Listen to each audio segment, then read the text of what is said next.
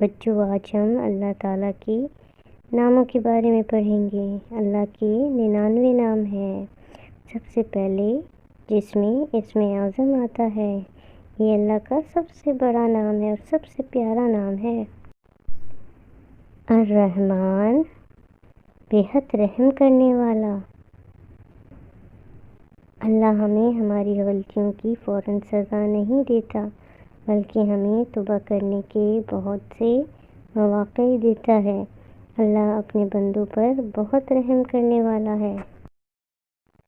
الرحیم، نہایت مہربان۔ الرحیم، نہایت مہربان۔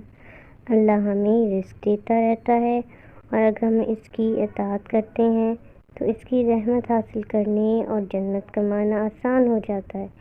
وہ اپنے بندوں پر نہایت مہربان ہے۔ الملک، المالک کا مطلب ہے بادشاہ۔